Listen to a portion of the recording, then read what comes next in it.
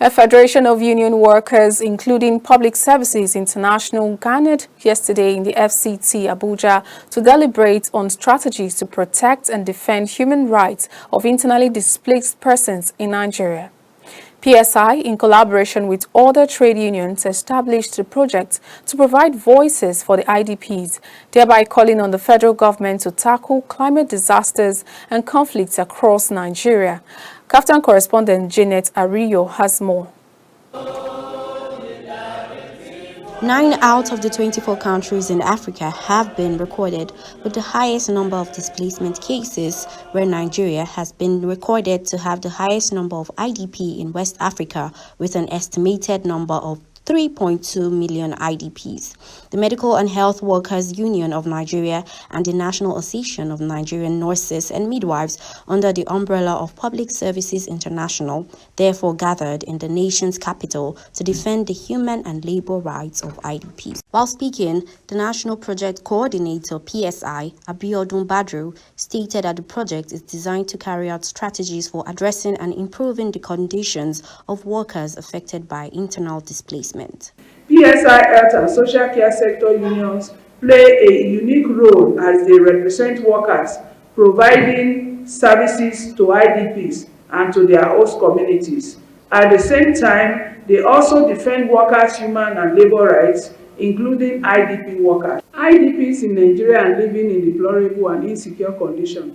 Reports have shown that 4.4 million are food insecure in Borno, Yobe, and Adamawa states, out of which 1.1 million are severely food insecure in Borno and Yobe states. The federal government have been urged to make IDP centers habitable. We hope that some of our government officials in this country will actually see to it to make IDP centers very, very habitable in the sense that even if it is not going to be better than your home, but at least it should be something close to your home where you lived.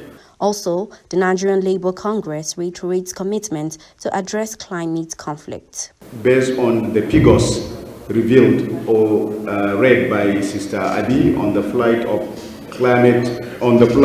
IDPs and those that are displaced by many crises, climate-related and conflict-related. So I believe that all the policymakers that are here will take stock of this and have better intervention. And as an NLC, we will continue to collaborate and partner so that we can address this enigma of the challenges of climate disasters as a result, and as well as that of conflict. But the key is provision of quality public service could really help in addressing these challenges. For the International Secretary, ASSR Union Sweden, fighting climate change is a driver to mitigate IDPs. I would demand them to take really important steps to fight climate change, such as making sure that the use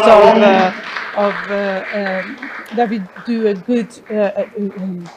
good use of the resources, the global resources. The union therefore called on the government to provide programs that will be beneficial to IDPs and their workers. They also seek redress from the government to address from the grassroots the drivers of internally displaced persons and provide measures to mitigate displacement. Janet Ariyo, KAFTAN TV, Abuja.